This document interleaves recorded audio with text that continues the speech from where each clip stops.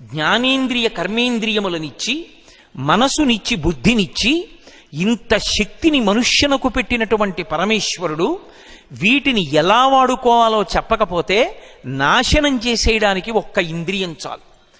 ఒక్క కన్ను బాగా పనిచేసినందుకు ఒక జాతి నశించిపోతోంది.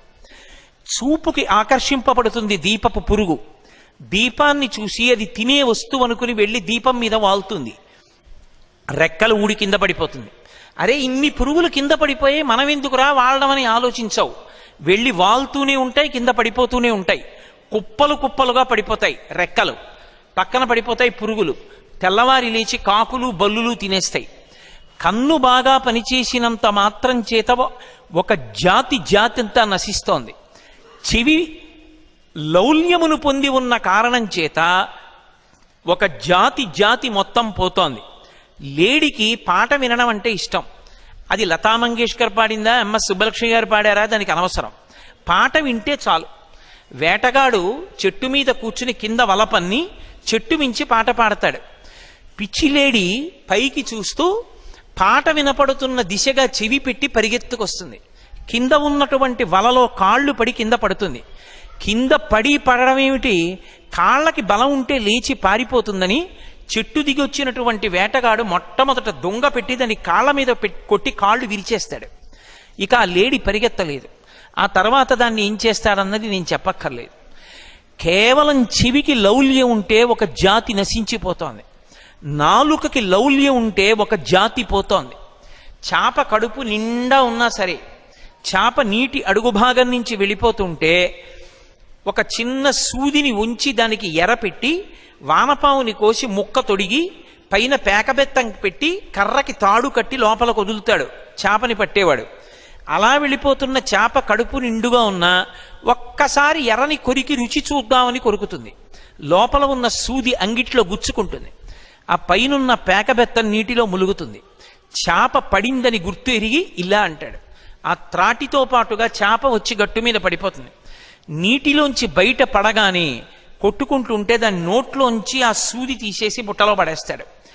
కడుపు నిండుగా ఉన్నా కూడా ఒకసారి ఎర్రని కొరకాలనేటటువంటి భ్రాంతితో రసేంద్రియమునందు లౌల్యమును పొందినటువంటి చేపల జాతి అంతా అప్పటి నుంచి ఇప్పటి వరకు అలా నశించిపోతూనే ఉంది. ఇక వాసన చేత భ్రమించి వాసన చేత లౌల్యమును పొంది నశించిపోతున్నటువంటి జాతి ఒకటి ఉంది. తుమ్మెద ఉంటుంది. అది పద్మంలో ఉండేటటువంటి మకరందం తాగడానికి వెడుతుంది.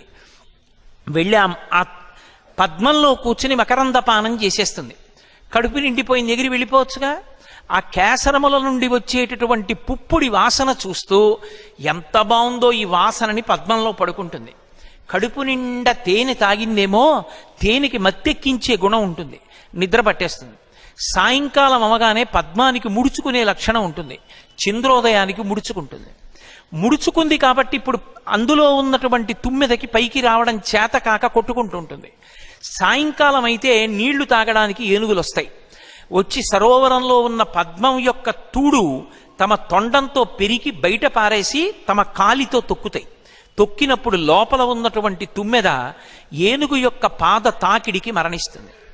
అంటే కేవలముగా వాసనాలౌల్యము చేత పద్మంలో పడుకుందామనుకునేటటువంటి తుమ్మెదల జాతి అంతా కూడా ముక్కు యొక్క తన్మాత్ర అయినటువంటి వాసనయందు లౌల్యమున్న కారణం చేత నశించిపోతోంది. ఏనుగుకి స్పర్శేంద్రియమునందు లౌల్యం. ఆడ ఏనుగు కనపడితే ఒకసారి ఇలా రాసుకోకపోతే అది ఉండలేదు. అందుకే పెద్ద గొయ్యి తవ్వి పుచ్చుకర్రలు పరిచి దాని మీద గడ్డి వేసి ఒక ఆడ ఏనుగు బొమ్మ పెడతారు మట్టితో చేసి. ఆడ ఏనుగు కనపడగానే దాన్ని ఒరుసుకుందామని వచ్చి ఒక్కసారి ఆ ఆడ ఏనుగుకి తన చర్మాన్ని ఇలా రుద్దుతుంది. ఆ ఊగడంలో బరువుకి కర్రలు విరిగి గోతిలో పడిపోతుంది. ఇక దానికి ఆహారం పెట్టరు, నీళ్ళు ఇవ్వరు. అది శుష్కించిపోయి నీరస పడిపోతే ఆ తిచ్చి 4 చెరుకు కర్రలు పెట్టినటువంటి వ్యక్తి ఆ అంకుశాన్ని చేత్తో పట్టుకుని కుంభస్థలం మీద పొడుస్తుంటే తలలోంచి వచ్చిన పోటుకి భయపడిపోయి ఆ అంకుశం చూసినా మావటిని చూసినా భయపడిపోయి ఇంత పెద్ద ప్రాణి అతను ఏం చెప్తే చేస్తుంది. అంకుశం అంటే ఎంత భయం అంటే దాని ముందరి 2 కాళ్ల ముందు అంకుశాన్ని పెట్టి మామటి పక్కన కూర్చుంటాడు. తొండం ఇలా ఊపుతుంది, కాళ్ళు వెనక్కి ఆడిస్తుంది తప్ప ముందరి కాలు ఎత్తి మాత్రం అంకుశం మించి బయటికి వెయ్యదు. బయటికి వేస్తే అది పెట్టి తలలో పొడుస్తాడని భయం. తను కేవలం వేరొక ఏనుక్కి శరీరాన్ని రుద్దుకోవాలన్న కోరికకి, స్పర్శేంద్రియ లౌల్యానికి ఏనుగు నశించిపోయింది. ఏనుగుల జాతి అంతా నశించిపోతోంది. 5 ఇంద్రియాలు బలంగా ఉన్నటువంటి మనిషి ఏ శాస్త్రము ప్రమాణంగా లేకపోతే, ఉరే నువ్వు పాడైపోతావురా వాటిని ఇలా వాడుకోని చెప్పేవాడు లేకపోతే, ఈ 5 ఇంద్రియములను పట్టుకుని మనసు లాగేస్తే ఎంత పతనమైపోతాడో, ఎక్కడికి వెళ్ళిపోతాడో, చిట్ట చివరికి ఎలా పాడైపోతాడో, ఎన్ని కోట్ల జన్మలు మళ్ళీ తిరియక్కుగా మారిపోతాడోనని పరమ కరుణామూర్తి అయినటువంటి పరమేశ్వరుడు వేదాన్ని ప్రమాణంగా ఇచ్చాడు. ఇచ్చి ఆచారకాండాన్ని నిర్ణయం చేశాడు. ఒరే నాయనా, మీరు మీకు ఇచ్చిన ఇంద్రియాల్ని ఇలా వాడుకోండి, ఇంద్రియముల యొక్క ఉద్ధతిని ఇలా తగ్గించుకోండి. అందుకే ధర్మము అన్న మాటకు అర్థం ఏమిటంటే, కామము అర్థము ఈ రెండిటినీ కూడా, ఈ రెండు పొటమరించకుండా ఉండవు. ఈ రెండు ప్రతి మనుష్యుని యందు పొటమరించి తీరుతాయి. అవి లేకుండా ఎవరు ఉండడు. కానీ భగవంతుడు చెప్పిన మార్గంలోకి మళ్ళిస్తారు. ఆ మార్గంలోకి మళ్ళితే అది బంధనహేతువు కాదు. ధర్మం ఒక చట్రము. ఆ చట్రములోంచి మీరు వెళ్ళినంత కాలం సురక్షితం. పట్టాల మీద రైలు వెళ్ళినంత కాలం రైలు సురక్షితం. ఆకాశంలో వెళ్ళి క్షేమంగా భూమి మీదకి దిగితే విమానం సురక్షితం. నీటిలోనే ప్రయాణం చేస్తే ఓడ సురక్షితం. ధర్మచట్రంలోకి ఇమిడితే మనం సురక్షితం. ధర్మం ఎవరు చెప్పాలి అంటే వేదం చెప్తుంది. ఇలా బ్రతుకు, స్నానం ఇలా చెయ్యి, నిద్ర ఇలా లే, అన్నం ఇలా తిను, బట్ట ఇలా కట్టుకో, నిద్ర ఇలా నిద్రపో, తాంబూలం ఇలా వేసుకో, ఆశ్రమం ఇలా ఉండు, వర్ణము ఇలా ఉండాలి. అందుకే ధర్మము దేని మీద ఆధారపడుతుంది అంటే వర్ణాశ్రమముల మీద ఆధారపడుతుంది. ధర్మము ఇక దేని మీద ఆధారపడదు. వేదమతమునందు నిర్ద్వందంగా నిర్భయంగా చెప్పవలసిన మాట ఇదే. ఇంకొక మాట చెప్పడం సాధ్యం కాదు. ధర్మము దేని మీద ఆధారపడుతుంది అంటే వర్ణము ఆశ్రమము ఈ రెండిటి మీద ఉంటుంది ధర్మం. అందుకే ఇంత పెద్ద సముద్రమంత వాంగ్మయం ఎందుకు రావలసి వచ్చిందంటే, అసలు ధర్మం అనేటటువంటిది అందరికీ ఒకటి ఎప్పుడూ కానే కాదు. నేను ఒక మాట చెప్పి ఇది ధర్మం అండి అన్నాను అనుకోండి, కానే కాదు. నేను ఇక్కడ కూర్చుంటే నాకో ధర్మం ఉంటుంది. ఈ వేదిక మీదకి ఎక్కాలంటే నాకో ధర్మం ఉంటుంది. ఈ వేదిక మించి దిగేటప్పుడు నాకో ధర్మం ఉంటుంది. అక్కడ కూర్చుంటే మీకో ధర్మం ఉంటుంది. మాట్లాడితే నాకో ధర్మం ఉంటుంది. నేనే వచ్చి శ్రోతగా ఉంటే నాకో ధర్మం ఉంటుంది. నేను ఇంటికి వెళ్ళిపోతే ఒక ధర్మం ఉంటుంది. నా భార్య ముందుంటే ఒక ధర్మం ఉంటుంది. వర్ణము ఆశ్రమము అన్ని ధర్మాలు ఒకలా ఉండవు. ఏ వర్ణము వారి ధర్మము ఆ వర్ణమే. బ్రాహ్మణుని ధర్మము బ్రాహ్మణునిది, వైశ్యుని ధర్మము వైశ్యునిది, క్షత్రియుని ధర్మము క్షత్రియునిది, 4వ వర్ణము వారి ధర్మము 4వ వర్ణము వారిది. ఇందులో మీరొకటి బాగా జ్ఞాపకం పెట్టుకోవాలి. వేదము ఎవరినీ తక్కువ చేసి చూడదు. ఏ ఒక్కరూ కూడా తరించడానికి తలుపులు ముయ్యడం వేదం యొక్క ఉద్దేశ్యము కానే కాదు. ఎవరు ఏది చేసినా చెయ్యమన్నది చేసిన వాళ్ళందరూ తరిస్తారని వేదం ఎలుగెత్తి చాటుతుంది. మీరు కావాలంటే పంచమ వేదమైన మహాభారతం చూడండి. మహాభారతంలో వ్యాసుడు 1కి 10 మార్లు చెప్తాడు. లోక ప్రసక్తులు వచ్చినప్పుడు వర్ణధర్మాల్ని ఎవరు పాటించారో వాళ్ళందరూ ఆయా ఉన్నత లోకాలకి చేరుకుంటారు. అన్ని వేళలా ఒకరి ధర్మాన్ని ఒకరు పట్టుకునే ప్రయత్నం ఎప్పుడూ చెయ్యకూడదు. చాలా మంది ఏమనుకుంటారంటే వేదం బ్రాహ్మణులకు మాత్రమే, బ్రాహ్మణులు పక్షపాతం, బ్రాహ్మణులు ఒక్కళ్లే తరించడానికి అలా ఉంటుంది, మిగిలిన వాళ్ళకి అవకాశం ఇవ్వలేదనుకుంటారు. నేను నిజంగా మీతో వేదంలో బ్రాహ్మణుని యొక్క జీవితం గురించి చెప్పాననుకోండి, మేము ఇలా పుట్టడం ఎంత అదృష్టమో అంటారు మీరు. వేదం చదువుకున్న బ్రాహ్మణుడు కనపడితే నమస్కారం చేసి పరమభక్తితో ఆయన చెప్పినట్లు చేస్తే చాలు తరించిపోతారు ఒకరు. జీవితాంతం త్యాగమూర్తి అయి వేదం చదువుకున్నందుకు త్రికాలములయందు సంధ్యావందనం చేస్తూ వేదమంత్రాల్ని ఆమ్నాయం చేస్తూ ఎప్పుడు ఆ వేదం ఎలా చెప్పిందో అలాగే బ్రతుకుతూ త్యాగేనైకే అమృతత్వమానసూహయి బ్రాహ్మణుడు బ్రతకడం అంటే అంత తేలికైనటువంటి మాట కాదు. అంత కష్టపడి బ్రతుకుతాడు బ్రాహ్మణుడు. అందుకే ఎవరికి ఏది ధర్మమో అది వాళ్ళకి ధర్మం అని చెప్పింది. అంత వాంగ్మయం ఎందుకు వచ్చిందంటే వర్ణాన్ని బట్టి ధర్మం చెప్పింది, ఆశ్రమాన్ని బట్టి ధర్మం చెప్పింది. ఒకటి ధర్మం ఒకటికి ఉండదు. ధర్మం అనేటటువంటిది ఇది మీరు ధర్మం పట్టుకోండి మీ అందరూ సంతోషంగా ఉంటారన్న మాట అన్వయం అవదు. ఎందుచేత ఒక్క మాట అందరికీ అన్వయం ఎప్పుడూ కాదు. సామాన్య ధర్మములని కొన్ని ఉంటాయి, అవే అన్వయం అవుతాయి. అహింస అది కూడా మళ్ళీ కొందరి దగ్గరికి వెళ్ళేటప్పటికి మారిపోతుంది. మహాభారతంలో మాంసాన్ని అమ్మినటువంటి వ్యక్తి ఒక ఆయన ఉన్నాడు. ఆయనకి వృత్తిరీత్యా అది ధర్మం అయిపోయింది, అప్పుడు ఆయన్ని దోషం రాలేదు. అది అందుచేతనే ధర్మం అన్నది ఆశ్రమాన్ని బట్టి ఉంటుంది. బ్రహ్మచారి ఉన్నాడనుకోండి, బ్రహ్మచారికి ధర్మం వేరు. బ్రహ్మచారిగా ఉన్నంత కాలం ఆయన ధర్మం ఏమి అంటే గురువు గారిని సేవించడం, గురుపత్ని పెట్టిన అన్నం తినడం, అహంకారం అంతటినీ విడిచిపెట్టడం, వేదం చదువుకోవడం. బ్రహ్మచారికి ఉపవాసం లేదు. ఏకాదశి ఉపవాసంలో మినహాయింపబడిన వాళ్ళల్లో బ్రహ్మచారి ఒకడు. ఎందుకంటే బ్రహ్మచారి బలంగా ఉండాలి, బాగా చదువుకోవాలి. అందుకే మేము వేద పాఠశాల పెట్టాం కానండి, వేద విద్యార్థులకి అన్నం మాత్రం పెట్టమని ఎవరు అనరు. వేద పాఠశాల పెట్టారు అంటే అన్నం కూడా పెట్టవలసిందే. ఎందుకంటే బ్రహ్మచారి అన్నం తినకుండా వేదం ఎక్కడి నుంచి చదువుకుంటాడు? బ్రహ్మచారికి ఉపవాసం లేదు. ఎందుకు లేదు అంటే బలంగా ఉండాలి, బాగా చదువుకోవాలి, బాగా ఆమ్నాయం చెయ్యాలి స్వరం పెట్టి. అందుకే బ్రహ్మచారి యొక్క ధర్మం వేరు. కాటుక పెట్టుకోకూడదు, తాంబూలం వేసుకోకూడదు, ఆయన ఎక్కడా కూడా అద్దం చూసుకోకూడదు, భోగం పట్ల అనురక్తితో ఉండకూడదు, దానం పట్టకూడదు, రేపటికని దాచుకోకూడదు.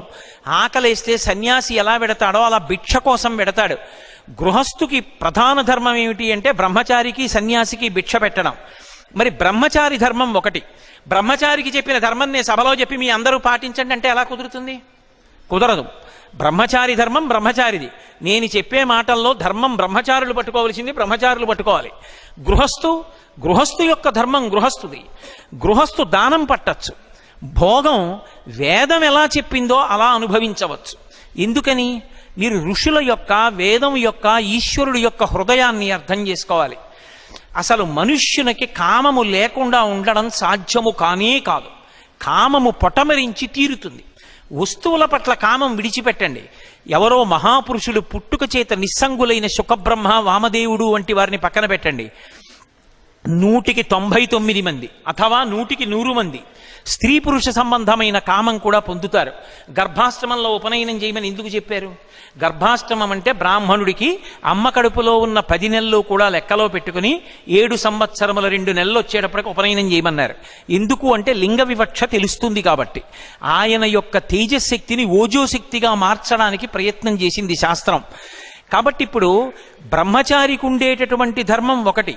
గృహస్థు దగ్గరికి వచ్చేటప్పటికి ఆయన ఒక వయసు వచ్చిన తరువాత బ్రహ్మచారిలో కామము పొటమరిస్తే బలవంతంగా కామాన్ని తొక్కిపెట్టే ప్రయత్నం చేశారనుకోండి, అది పాము తల మీద కాలు పెడితే కొంతకాలం అయిన తర్వాత బాగుంటుంది. పాము నా కాలు కింద ఉంది కదా, నన్నేం చేస్తుంది అనుకుంటాడు.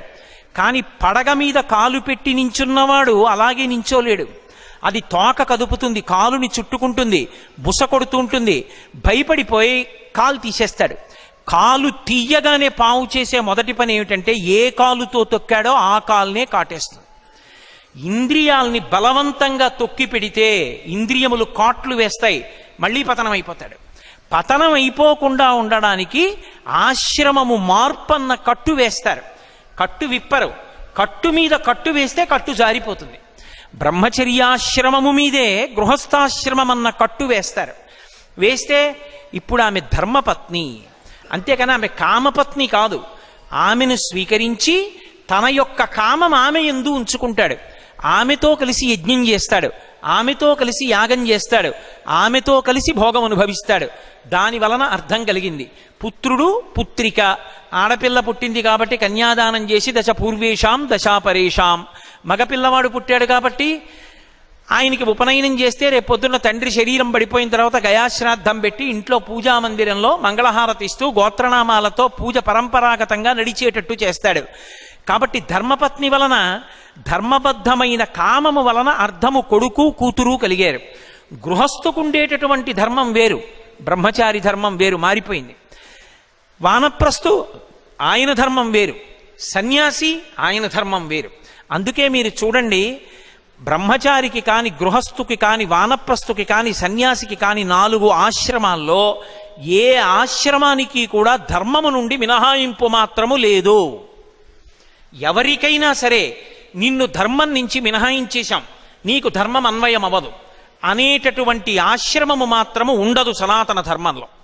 అందరూ ధర్మాన్ని పట్టుకోవలసిందే. సన్యాసి కాషాయం కట్టుకున్నా ఆయనకో ధర్మం ఉంది. ఆయన అగ్నిహోత్రం చేయకూడదు, అగ్నిహోత్రం మీద తన కొరకు అని వండుకోకూడదు, భిక్షావందనం ద్వారా వచ్చినటువంటి అన్నాన్ని మాత్రమే తినాలి. అగ్ని సంపర్కాన్ని విడిచిపెట్టేశాడు కాబట్టి ఆయన శరీరం పడిపోయిన తరువాత ఆ శరీరాన్ని కూడా అగ్ని సంస్కారం చేయరు. భూమిలో పెట్టి దాని మీద తులసి కోట పెడితే బృందావనం, శివలింగం పెడితే అధిష్టానం. అంటే సన్యాసికి కూడా ధర్మం ఉంది. సన్యాసి వాహనం ఎక్కకూడదు, సన్యాసి కేవలము పాదచారి అయి తిరగాలి. పీఠాధిపతి అయి పీఠ పరంపర, పీఠంలో ఉండేటటువంటి వైభవం అంతా వెనక ఏనుగులు, గుర్రాలు, ఒంటెలు వస్తున్నా సరే తాను శిష్యులు మోసిన పల్లకీలో కానీ కాలి నడకన కానీ వెళ్ళాలి తప్ప వాహనం ఎక్కి సన్యాసి ఎన్నడూ తిరగరాదు. అది సన్యాసికి ప్రధాన ధర్మం. చాతుర్మాస్య వ్రతం చేయడం సన్యాసికి ప్రధాన ధర్మం. ఇవి నేను విడిచిపెడతాను అన్నప్పుడు సన్యాసాశ్రమ ధర్మాన్ని అనుసరించినట్లుగా చెప్పడం చాలా కష్టం అవుతుంది. ధర్మము ధర్మమే. ఏ ఆశ్రమంలో ఉన్న వాళ్ళైనా ఆ ఆశ్రమానికి సంబంధించినటువంటి ధర్మాన్ని పాటించవలసిందే. అన్ని ఆశ్రమాల్లోకి సర్వోత్కృష్టమైన ఆశ్రమం ఇది అని అడిగారు.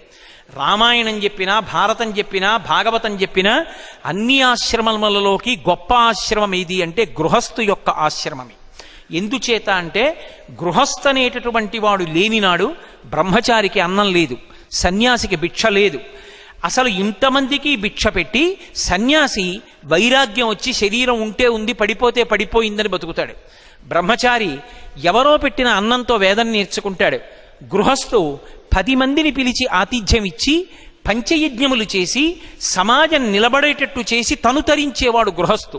అందుకే గృహస్థాశ్రమ ధర్మము అన్ని ధర్మములలోకి గొప్పది.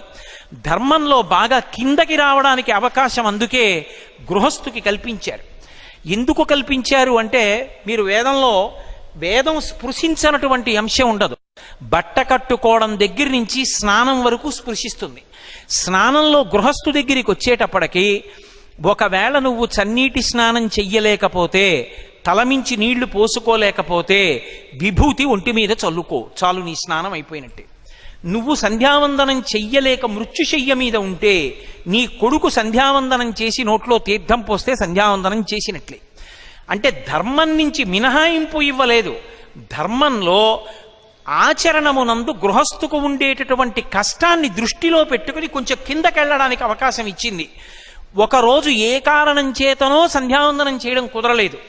సంధ్యావందనం చేసేవాడికి చెప్పి వెళ్ళవచ్చు, అయ్యా మీరు అర్ఘ్యం ఇచ్చిన జలం ఉంచండి నేను వస్తానని చెప్పి వెళ్ళి అర్ఘ్యం ఇచ్చిన జలాల్లోంచి తీర్థం పుచ్చుకుని అప్పుడు తన అన్నమో పలహారమో తినచ్చు. అప్పుడు సంధ్యావందనం చేసినట్టే. ఎందుకు ఇచ్చింది గృహస్థకి మినహాయింపు అంటే గృహస్థు అనేకమైన ఒత్తిడుల మధ్య ఉంటాడు. అందుకే ధర్మాన్ని అంత కఠినంగా పట్టుకోమంటే అవకాశం ఉండొచ్చు, ఉండకపోవచ్చు. కానీ అన్నీ వదిలిపెట్టేసి నీ ఇష్టం వచ్చినట్టు తిరిగని మాత్రం వేదం ఒప్పుకోదు. అవకాశాన్ని, శరీరమునకు ఉండేటటువంటి దౌర్బల్యాన్ని దృష్టిలో పెట్టుకుని అవకాశాలు ఇచ్చుకుంటూ పెడుతుంది. చాలా మంది తెలియక ఒక మాట అంటూ ఉంటారు, మూఢాచారాలండి అంటారు. మూఢాచారాలని చెప్పినటువంటి వాళ్ళందరి యొక్క కోరిక ఏమిటంటే ఆవుని చంపేయాలి కాబట్టి, ఆవుని చంపేస్తున్నామంటే బాగుండదు కాబట్టి దానికి కుక్క అని పేరు పెట్టి కొట్టడం. కుక్క అని పేరు పెడుతున్నాం కనుక ఆవు అని తెలిసి కుక్క అంటూ కొట్టి ఆవుని చంపడం ఎటువంటిదో, వేదం చదవకుండా, రామాయణ భారత భాగవతాలు చదవకుండా, వేద ధర్మం ఎంత గొప్పదో తెలుసుకోకుండా, వేదము మౌఢ్యము, ఇది మూఢాచారమని మాట్లాడడం కూడా అంతే దారుణం. ఆవుని చంపి కుక్కని చంపానని చెప్పడం ఎంత తప్పో, వేదం చదవకుండా మూఢాచారం అని చెప్పడం అంతే తప్పు.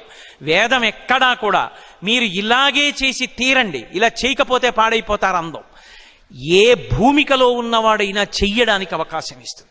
ఆచారకాండ మనసుని శుద్ధి చేయడానికి పనికొస్తుంది.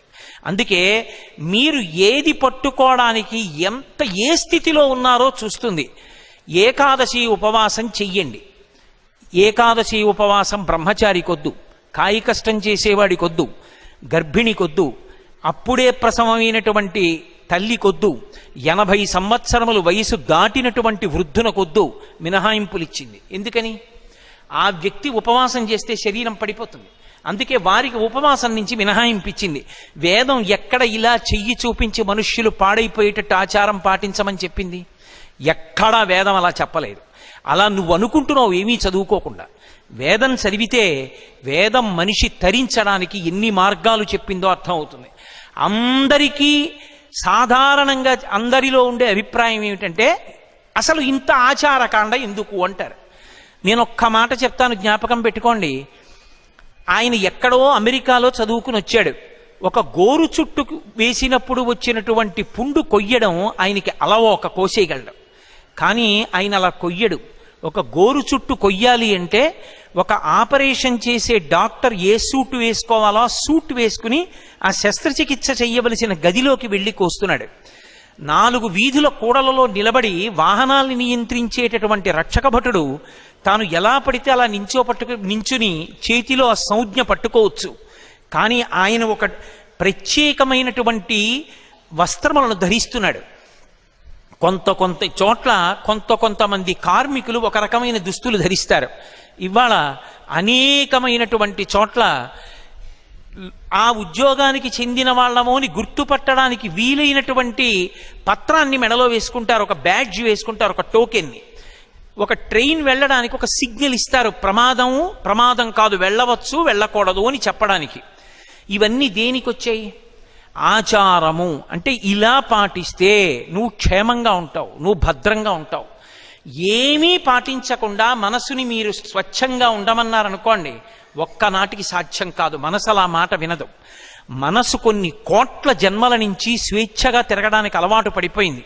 మీరు పూజకి కూర్చోగలరేమో, మనసుని పూజలో కూర్చోబెట్టండి. ఇలా కూర్చోగానే పూజలో మనసు కూడా కూర్చుందనుకోండి, వాడు యోగి. ఇక వాడికి సాధన అక్కర్లేదు. మనం పూజకు కూర్చుంటాం, పరికరాలన్నీ పెట్టుకుంటాం, కానీ పువ్వు తీసి ఈశ్వరుడి మీద వేస్తుంటే మొదటి నామానికి ఉంటుంది, రెండో నామానికి వెళ్ళిపోతుంది, ఎక్కడికో ఏదో ఆలోచిస్తూ ఉంటుంది.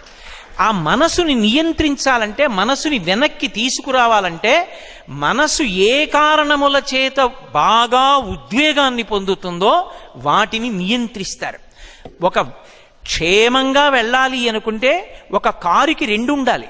యాక్సిలరేటర్ ఈ కారుకి బాగుంటుందండి, తొక్కితే 120 కిలోమీటర్లు ఎడుతుంది, గంటలో మిమ్మల్ని రాజమండ్రి తీసుకెడతాను కోటేశ్వరారు అంటే నేను ఎక్కి కూర్చున్నాను అనుకోండి, తొక్కాడు 120 కిలోమీటర్లు ఎడుతోంది, కుక్కడ్డొచ్చింది, దీనికి బ్రేకు లేదండి అన్నాడు అనుకోండి, ఏమైనా పనికొస్తుందా నా ప్రయాణం? కారుకి యాక్సిలరేటర్ ఒకటే కాదు ప్రధానం, బ్రేకు కూడా ప్రధానం. ఎంత వేగంగా వెడతావో అంత అదుపులో కూడా ఉంచగలిగినది ఒకటి ఉండాలి. ఎంత వేగంగా మనసు వెళ్ళగలగదో దాన్ని భగవంతుడి వైపుకి ఆ వేగాన్ని తిప్పడానికో పరికరం కావాలి. అది ఆచారకాండ. నేను తెల్లవారుజామున లేచి స్నానం చేశాను, ఈశ్వరుడి కొరకు పూజకి వెళ్ళాలి. నేను ఒక ప్రత్యేకమైన బట్ట కట్టుకున్నాను, ఈశ్వరుడి యందు నా మనసు నిలబడాలి. నేను ఒక పూజా మందిరాన్ని నిర్ణయం చేసుకుని వెళ్ళి ఒక దర్భాసనం మీద కూర్చున్నాను, నా మనసు నిలబడాలి. వేద మంత్రాన్ని విన్నాను, నా నాడులు ఆ సాత్వికమైన గుణం చేత నొక్కబడాలి. ప్రాణాయామం చేశాను, ఊపిరిని నియంత్రించడం వల్ల మనసు నిలబడాలి. మనసు నిలబడింది కాబట్టి భగవదారాధన యందు నేను రమించాలి. అప్పుడు క్రమంగా మనసు యొక్క వేగం అంతా ఈశ్వరుడి వైపుకు తిరుగుతుంది. అస్తమానం ఆయన్నే పట్టుకోవడం అలవాటు చేసుకుంటుంది. మనసుంటే చాలదా అండి అంటాడు ఒకడు. మనసుంటే చాలదా? నిజమే. నేనేం పూజలు చేయనండి, మనసుంటే చాలదా? ఎందుకండి ఇవన్నీ అంటాడు. మంచిదే, నే కాదన్నాం. హైదరాబాద్లో నా కొడుకున్నాడు, నేను కాకినాడలో ఉన్నాను. కొత్తపల్లి కొబ్బరి మామిడి పళ్ళు వచ్చాయి, ఎవరో తీసుకొచ్చి బుట్టతో పళ్ళు ఇచ్చారు. ఆ పళ్ళు ఇలా గడ్డి విప్పి చూడగానే వచ్చిన వాసన చూసి నా కొడుకు జ్ఞాపకానికి వచ్చాడు. కొత్తపల్లి కొబ్బరి పండు అంటే ఎంత ఇష్టం, హైదరాబాద్లో ఉన్నాడు పాపం అని నాకు తెలిసిన వాళ్ళని పిలిచి ఓ బుట్టలో పెట్టి కాస్త ఇది బస్సుకి ఇచ్చి, మా వాడి ఇంటి దగ్గర ఆగే బస్ స్టాప్లో డ్రైవర్ని అడిగి తీసుకోమని చెప్పండి, ఫోన్ చేస్తాను, కాస్త బస్సులో పంపిద్దురు అని పంపించాను. కొడుకు మీద ప్రేమ ఉంటే చాలదా, మనసు ఉంటే చాలదా, మామిడి పళ్ళు ఎందుకు పంపించావు? కొడుకు విషయంలోకి వచ్చేటప్పటికి మనసుంటే సరిపోలేదు, మామిడి పళ్ళు పంపిస్తావా? ఈశ్వరుడి విషయంలో మాత్రం మనసుంటే చాలదా, ఉపచారాలు ఎందుక? దాన్ని మెట్ట వేదాంతం అంటారు. కాబట్టి అవి ఎందుకు వచ్చాయి అంటే, ఆచారకాండ ఎందుకు వచ్చింది అంటే నీకు ప్రీతి భగవంతుని యందు ఉద్దీపనం కావడానికి. అది ఎంత ఉద్దీపనం కావాలి అంటే కష్టంలో సుఖంలో ఎప్పుడైనా భగవంతుడే జ్ఞాపకం వచ్చేటట్టుగా మనసు సత్వగుణంలోకి వెళ్ళాలి అంటే ఆచారకాండ పాటించాలి. ఆచారకాండ పాటించకపోతే మనసుని అలా నిలబెట్టడం అందరికీ సాధ్యమయ్యే విషయం కాదు. ఎక్కడో మహాత్ములు ఉండొచ్చు, ఏ స్థితిలో కూడా భగవంతుణ్ణే ఆరాధించిన వాళ్ళు. అప్పయ్య దీక్షితుల వారిని ఒక మహానుభావుడు ఉండేవాడు. ఆయన శిష్యుల్ని పిలిచి చెప్పాడు, ఏమయ్యా నేను పిచ్చెక్కే మందు తాగుతాను, ఆ మందు తాగితే గంట సేపు పిచ్చెక్కుతుంది, నేను లోపలికెడతాను, మీరు బయట తలుపులు తాళం వేసేయండి. ఆ గంట సేపు పిచ్చెక్కినప్పుడు మనసు నా యొక్క వశంలో ఉండదు కదా, వదిలిపెట్టేశాను. ఇప్పుడంటే ఆచారంతో పట్టుకున్నాను. నేను నా మనసు మీద ఎంత అధికారం సంపాదించానో తెలియాలి, దానికి విచ్చలవిడితనం కల్పిస్తానో గంట పిచ్చెక్కేటట్టు.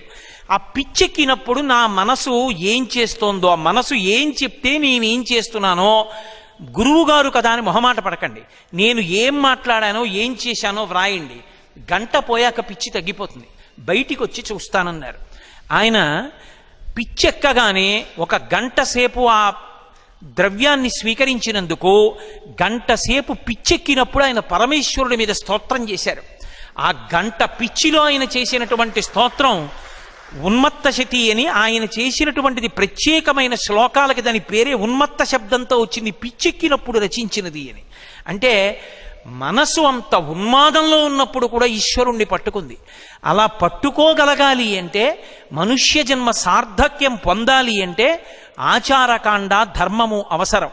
అందుకే మీరు సమస్త వాంగ్మయాన్ని పిండేస్తే రెండే అక్షరాలు ధర్మం. ఈ ధర్మం ఎక్కడుంటుంది అంటే వేదమునందు ఉంటుంది. ఏ వర్ణం వాడు ఎలా బతకాలి, ఎక్కడ ధర్మం ఎలా ఉంటుంది. ఎందుకంటే మీరు బాగా గుర్తుపెట్టుకోండి, నేను ఇంకా ఇంతకన్నా ఎక్కువ ప్రసంగం అక్కర్లేదు దీని గురించి. నిరంతరం మారిపోయేది ధర్మం. నిరంతరం మారిపోయే ధర్మం ధర్మచట్రంలోకి ఇమిడితేనే కర్మగా ఉండాలి. ఎందుచేత ఈ మాట అంటున్నానంటే, నేను మీతో ఇందాక మనవి చేశా, ఇక్కడ కూర్చుంటే నాది చెప్పే ధర్మం, అక్కడ కూర్చుంటే వినడం ధర్మం. నేను కారు ఎక్కితే డ్రైవర్ నాకన్నా చాలా తెలివైన వాడు, కారుని ఎలా నడపాలో అతనికి తెలుసని నేను కూర్చోవాలి. ఒక మాట చెప్పచ్చు, రెండు మాటలు చెప్పచ్చు, 80 కిలోమీటర్ల కన్నా వెళ్ళకయా వానబడిందిగా, రోడ్డు తడిచింది అనొచ్చు. అంతేగాని స్టీరింగ్ ఇలా పట్టుకో, ఇలా తిప్పుతోంది, కాళ్ళున్నాయా, యాక్సిలరేటర్ మీద ఉందా, బ్రేక్ మీద ఉందా, ఇన్నన్నాను అనుకోండి, ఉపద్రవం వస్తుంది. అక్కడ అతను పెద్దవాడు, అతను నడుపుతాడు, నేను క్షేమంగా ఉంటాను. ఎక్కడి ధర్మం అక్కడ. ఇక్కడ ఉపన్యాసం చెప్పినట్టు కారులో డ్రైవర్కి చెప్పాను అనుకోండి, వాడు రాజానగరంలో దిగింటికి వెళ్ళిపోతాడు. ఎక్కడ ఉండేటట్టు అలా ఉండాలి. నేను రేపు నా కార్యాలయానికి వెళ్ళాను అనుకోండి, నా పై అధికారి కనపడితే మీ అందరూ నాకు నమస్కారం చేయొచ్చు, నేను ఆయనకి ముందు నమస్కారం చేస్తాను. ఎందుచేత అంటే ఆయన విష్ణు స్వరూపం, నాకు అధికారి. అధికారం ఉంది అంటే విష్ణువు. కాబట్టి నాకు ప్రత్యక్షంగా వెంకటాచలంలోని వెంకటేశ్వరుడే అలా కూర్చుని ఉన్నాడు. అయ్యా నమస్కారం అండి అని నా సీట్లో కూర్చుంటాను. అలా నమస్కారం పెట్టడానికి నా మనసేం తబ్బిబ్బైపోదు. ఏడు ఇంతమందితో నమస్కారం పెట్టించుకున్న వాడిని నేను ఈయనకి నమస్కారం పెట్టడం ఏమిటని నాకేం నలుగుడు ఉండదు. ఎందుకు ఉండదు అంటే ధర్మానుష్ఠానం చేత శాంతిగా ఉంటాను. అక్కడ నేను ఒక స్థాయి, నా పైవాడు కనబడితే నమస్కారం, నా కిందివాడు కనబడితే అతను సక్రమంగా పనిచేయడం ఎలా చెయ్యాలో నేను చెప్తాను. క్షణ క్షణం మారిపోతుంది ధర్మం. నా భార్య ముందు నించుంటే నాదొక ధర్మం, నా కొడుకు ముందు నించుంటే ఒక మాట మాట్లాడినా నా కొడుకు అది ఆదర్శవంతంగా ఉండాలి. నాన్నగారే ఇలా మాట్లాడతారు, మనం ఎందుకు మాట్లాడకూడదనేలా నేను మాట్లాడకూడదు. నా కూతురు దగ్గర నించుంటే అది రేపు అత్తవారింటికి వెళ్ళిన తరువాత ఎలా ధర్మం పాటించాలో నేను అలా మాట్లాడాలి.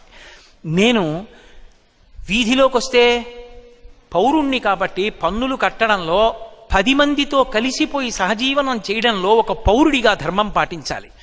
ధర్మం అనేటటువంటిది ప్రతి క్షణం మారిపోతుంది. ప్రతి క్షణం మారిపోయేటటువంటి ధర్మం ఎలా పట్టుకోవాలి, ఎలా ఉండాలని చెప్పగలిగినది వేదం ఒక్కటే. ఒక తండ్రిగా నువ్వు ఎలా ఉండాలో వేదం చెప్తుంది, ఒక తల్లిగా ఎలా ఉండాలో వేదం చెప్తుంది, ఓ కొడుగ్గా ఎలా ఉండాలో వేదం చెప్తుంది, ఓ శిష్యుడిగా ఎలా ఉండాలో వేదం చెప్తుంది, స్నానం ఎలా చెయ్యాలో వేదం చెప్తుంది. అందుకే వేదము సంహితా పాఠము, ఆరణ్యకము, బ్రాహ్మణము అని 3గా వస్తూ ఉంటుంది. సంహితా పాఠము అంటే వేదం అందరూ నేర్చుకుంటారు. సంహిత మంత్రభాగాన్ని ప్రధానంగా సంకలనం చేస్తారు. అది బ్రాహ్మణము అనేటప్పటికీ యజమాని యొక్క క్షేమం కోసం ఒక ప్రత్యేకమైనటువంటి హోమ రూపంలో దాన్ని అనుష్ఠాన పర్యంతంలోకి తీసుకొచ్చినప్పుడు దానికి మార్గదర్శనం చేసేటటువంటి సూచి ఏది ఉంటుందో దాన్ని బ్రాహ్మణం అంటారు. ఆరణ్యకము అని ఒక భాగం. ఆరణ్యకము అన్న భాగాన్ని మీరు చాలా జాగ్రత్తగా అర్థం చేసుకోవాలి వేదంలో. అసలు ఈ వేదంలో చెప్పిన ధర్మం పాటించడం కానీ, వేదాన్ని పట్టుకోవడం కానీ, ఈ ధర్మానుష్ఠానం కానీ దేని కొరకు అంటే కేవలం పుణ్యం కోసం కాదు. కేవలం పుణ్యం సాధించుకున్నారనుకోండి, పర్వతాలంత పుణ్యం సాధించేశారు. దాన్ని చాలా వేగంగా ఖర్చు పెట్టించడం పరమేశ్వరుడికి తెలుసు. ఒక రాష్ట్రపతిని చేసి 5 ఏళ్ళు కూర్చోపెట్టాడు అనుకోండి, 1000 జన్మల పుణ్యం పోతుంది. ఎందుకంటే అంత పెద్ద భవంతిలో ఉన్నందుకు, అన్ని గుర్రాల రథం ఎక్కినందుకు, అంత రక్షణ కల్పించుకున్నందుకు, ప్రథమ పౌరుడు అనిపించుకున్నందుకు ఈ గౌరవాల్లో పోతుంది. అదే ఆరణ్యకము అన్న మాటకు అర్థం ఏమిటంటే ఆ మంత్రభాగాన్ని పరిశీలనం చేసి, అందుకే అరణ్యంలో కూర్చుంటాడు ఋషి, ఏకాంతమునందుండి బాగా మననం చేసి అందులో ఉన్నటువంటి విషయాన్ని గురించి బాగా ఆలోచించి దాన్ని జ్ఞానంగా పరిణితిలోకి తెచ్చుకుంటాడు. అలా తెచ్చుకునేటటువంటి ప్రక్రియ చేత చిత్తశుద్ధి కలుగుతుంది. ఈ చిత్తశుద్ధి జ్ఞానం పొందడానికి కారణమవుతుంది. ఆవు పాలు పట్టుకొచ్చారనుకోండి, అయ్యా కోటేశ్వరారు పాలు తాగండి అని తెచ్చారు చెంబుతో. ఇలా పొయ్యండి అన్నాను, ఇలా పాత్ర పట్టాను, ఆ పాత్ర లోపల బూది ఉంది. అయ్యయ్యో దాని నిండా బూడిది ఉందండి, అందులో ఎలా తాగుతారు, పక్కన పెట్టేయండి అని ఇంకో పాత్ర తెచ్చారు. అసలు పాత్రకి శుద్ధి లేకుండా అందులో పదార్థం ఎలా పోస్తారు? పాత్రకి శుద్ధి కావాలి. పాత్రకి శుద్ధి లేనిది కాదు, ఉన్నదే. దానికి తర్వాత మలినం అంటుకుంది. మీరు బాగా గమనించండి. మీ దగ్గర ఒక రాగి పాత్ర ఉంది, నేను దాన్ని మీరు బాగా శుభ్రం చేయండి అని కొంత చింతపండు, కొంత ఉప్పు, దానితో పాటుగా కొంచెం ఆవు పేడ ఇచ్చాను. ఇప్పుడు ఈ 3 కలిపి రాగి పాత్ర తోమారు మీరు.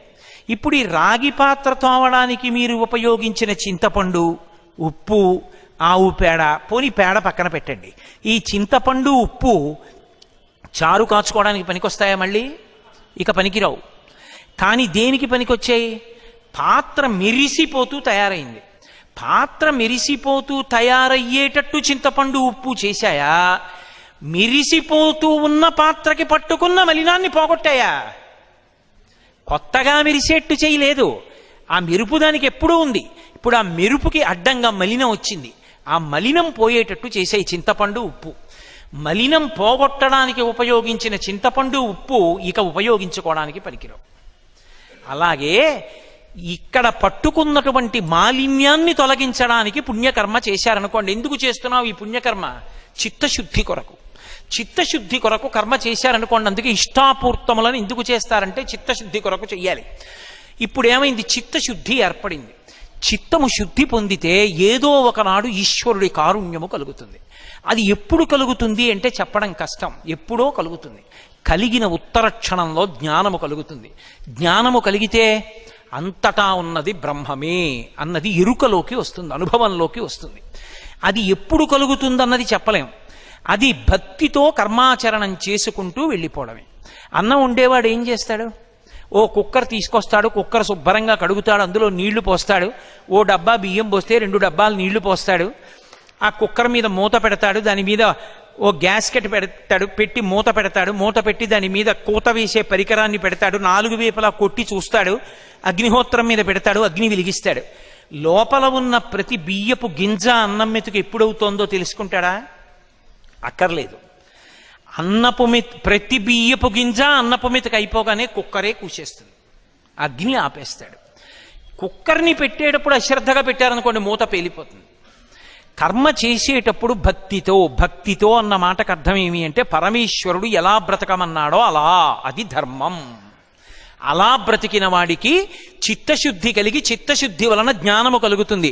ఆ చిత్తశుద్ధికి ఉపకరణముగా వేదమంత్రం మారడాన్ని ఆరణ్యకం అంటారు. ఆరణ్యకం తర్వాత ఉపనిషత్తు వస్తుంది. అందుకే ఉపనిషత్తు జ్ఞానభాగం, గురు శిష్య సంవాదంగా ఉంటుంది. అటువంటి వేదము సమస్తమనకు ఆలవాలం.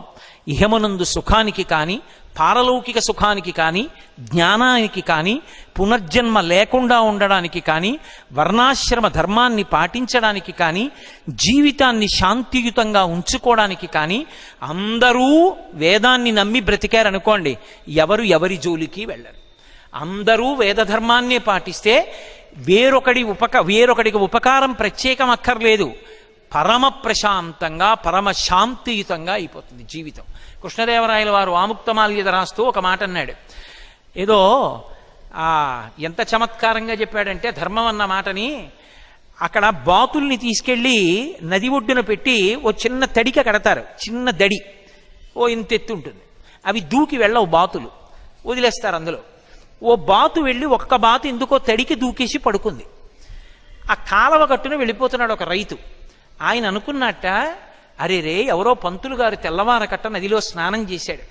నదిలో స్నానం చేసి ఆ తడి బట్ట విప్పేసి పొడి బట్ట కట్టుకుంటాడంటే అందులో ఎంత ధర్మం ఉంది. స్నానం చేసేటప్పుడు ఒంటి మీద బట్ట లేకుండా స్నానం చేయకూడదు, వేదంలోనే ఉంది ఆ మాట. సూర్యుని యొక్క కిరణములయందే మలినము, వాయువు, నీరు, అగ్ని 4 ఉంటాయి. ధర్మానుష్ఠానం లోకంలో తగ్గిపోతే అగ్నితో కూడుకున్న వర్షం పడుతుంది అని ఉంది వేదంలో. మెరుపులు, ఉరుములు, పిడుగులు ఎక్కువ పడతాయి. కాకుండా ధర్మాన్ని అందరూ పాటిస్తే వర్షం పడుతుంది. వ్యక్తుల యొక్క ఆయుర్దాయం ఎందుకు తొందరగా తగ్గిపోతుంది అంటే వేదం చెప్పింది, ఒంటి మీద బట్ట లేకుండా స్నానం చేస్తే నీటి యందు ఉన్న అగ్ని రోగరూపంలో దహించేస్తుంది అవతలవాడి శరీరాన్ని అని. నీటి యొక్క అధిదేవత వరుణుడు, జలాధిదేవత అయిన వరుణుని పట్ల అపచారమే దిగంబర స్నానం చెయ్యడం. ధర్మాన్ని ధర్మంగా పాటించాలి. బ్రాహ్మణుడు స్నానం చేశాడంటే లోకానికి ధర్మం చెప్పవలసిన వాడు. ఆయన స్నానం అంటే తల మునక వేసేటట్టుగా చెయ్యాలి, చెంబుతో నీళ్లు తీసిపోసుకోవడం కాదు. అందుకని నదికి వచ్చి స్నానం చేశాడు, తడి బట్ట వదిలేశాడు, పొడి బట్ట కట్టుకున్నాడు. ఇప్పుడు ఈ తడి బట్టను ఏం చేస్తాడు, ముద్ద కింద పడుతుంది. అది కింద పడిన ముద్ద కింద పడిన బట్ట తీసి జాడించుకుని పట్టుకుపోతాడు. ఎవరో ఒక ఆయన మరిచిపోయి వెళ్ళిపోయాడు. ఆ తెల్లటి బట్ట పంచి అక్కడ ఉండిపోయింది. ఆ వెళ్ళిపోతున్నటువంటి రైతు చూశాడు, అరే రే అగ్రహారంలో పంతులు గారు ఎవరో స్నానం చేసి బట్ట విడిచిపెట్టేశారు, కాబట్టి ఇప్పుడు నేను ఆ బట్ట పట్టుకెళ్ళి ఆయనకి ఇచ్చేయాలి. అగ్రహారానికి పెట్టుకెళ్ళి, అయ్యా పంతులు గారు ఎవరిది పంచ అని అడిగితే ఎవరో ఒకరు గుర్తుపడతారు అని గబగబా పంచ పంతులు గారిది అనుకుని వచ్చి పట్టుకోబోయాడు. అది బాతు కదిలిపోయింది అన్నారు కృష్ణదేవరాయల వారు. అంటే ఒక బాతుని అడ్డుపెట్టి, పడుకున్న బాతుని అడ్డుపెట్టి ఆముక్తమాల్యద కాలం నాడు ధర్మం ఎలా ఉందో చెప్పాడు కృష్ణదేవరాయల వారు. వేద ధర్మాన్ని చూపిస్తారు. అది రచన చెయ్యగలిగినటువంటి వాడికి వేదమునందు అనురక్తి ఉండాలి, వేదము తెలిసిన్నవాడై ఉండాలి. విశ్వనాథ సత్యనారాయణ గారి చెలియలి కట్ట అని పుస్తకం రాశారు. అంతా వేదధర్మమే, సాంఘిక నవలలా ఉంటుంది.